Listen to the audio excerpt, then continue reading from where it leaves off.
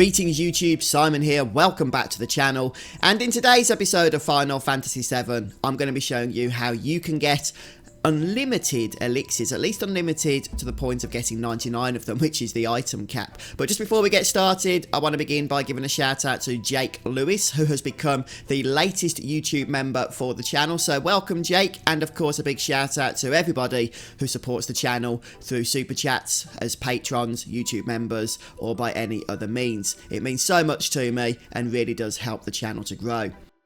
Also, shout out to one of my viewers, Lomax, for actually sending me this tip via a YouTube video he made himself. I'll leave a link to Lomax's channel down in the video description. Okay, so what I've done, first of all, is put together this beautiful map for your convenience. We're going to be using this for reference during the next set of episodes, just to help us collect all of the items in this place and loot it to heck. So today, as I say, we are going to be starting with the elixir, which, as you can see, is in the western section of the Great Glacier. Now, just before we get to that, one thing I would like to mention is the fact that you can see I've put on the map there are 4 landing spots. So depending on the route you take during the snowboarding minigame will determine where you land once you actually enter the Great Glacier. Now, for the sake of this video, I landed at point A, which means that during the snowboarding course at both forks, there are 2 in total during that course, I went left both times. And that brought me to point A. But as you can see, if I went left then right, I would have gone to point B, and so on and so forth. So please use this map for your convenience so that you can orient yourself in order to loot the items. Okay, so this area is point A on the map, and we're going to obviously start by heading west. Now, in between each area, you're going to have various paths to traverse, but just keep heading in the same direction, and you'll eventually reach the next point.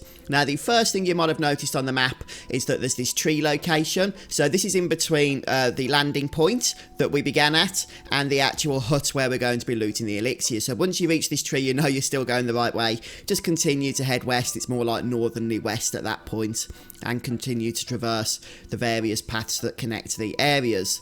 Now, to get the elixir unlimited, or at least 99 of them, you need to pay attention because you could easily mess up, as I do. I only end up getting 40 plus, but I'm going to guide you through the process, and as long as you concentrate, you should be able to get a lot of these. And again, you can do this before getting the W item materia. In fact, you will have to, because that's when this area is currently available. So once you reach the area itself, you're going to want to make your way over to this particular cave. And inside the cave, you can see the elixir just tempting you over by the back wall. But here's the trick. Now listen very carefully. Once you go ahead and loot the item, do not close the dialogue box. Let me be clear about that. If you close the dialogue box, then that's it. You cannot loot this item again. However, with the dialogue box still open, you can still control Cloud here. You can actually run out of the cave, having added that elixir to your item list. So now I have 10, I had 9 before, and now you can enter the cave once more, and the elixir is still there.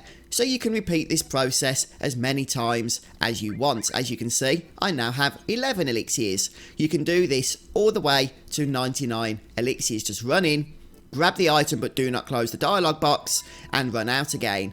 The biggest hurdle to actually getting a lot of elixirs is training your mind not to close the dialogue box. You've been looting so many items during your run of Final Fantasy VII that you'll, no doubt be in the habit of closing the dialogue box once you loot an item. You have to be careful not to do that.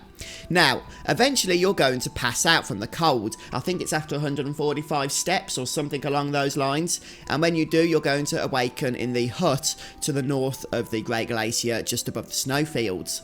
Now, once you do this, you're going to have to make your way back, and you're probably going to pass out multiple times as you try and loot the entirety of the Great Glacier anyway, so just get used to this. Unfortunately, it's just an annoying part of the game mechanics in this area. So the first time you do this, you're going to have to go through the story, but from that point on, once you pass out, you won't have to. You can leave the hut immediately.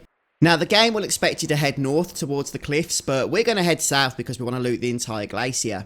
So what we're going to do is enter the snowfields. This is the northern section of the Great Glacier, and it's a very confusing area because the camera spins around. So what you're going to want to do is place landmarks with the confirm button. I'll just show you on the map where we are. We're right up at the top there, and we're going to want to head west back to the elixir hut.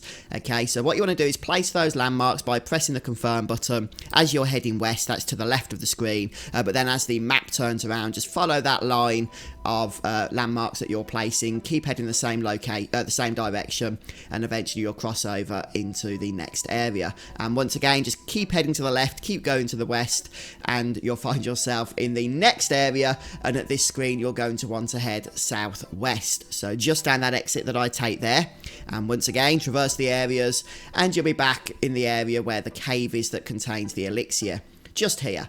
So that's an easy path. You'll be able to remember it quite quickly, so you can pass out as many times as you need to. It doesn't matter, to stock up on elixirs. And with the turbo speed and no encounter gameplay enhancements active, if you're playing a version of the game that has those, that's going to speed this farm up even more.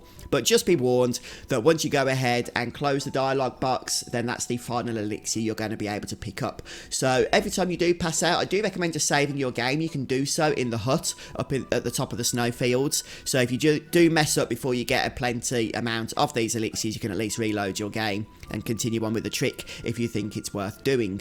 But that's pretty much all there is to it, guys. It's literally that simple. It's a great little trick. Elixirs are obviously very helpful, restoring the health and MP of a single person to max, so it's the best healing item in the game, single target, and hopefully using this method you'll be able to get a lot of them. But don't worry if you do mess up with the W item trick later on. We'll be able to stock up on elixirs to the max even quicker than we can here.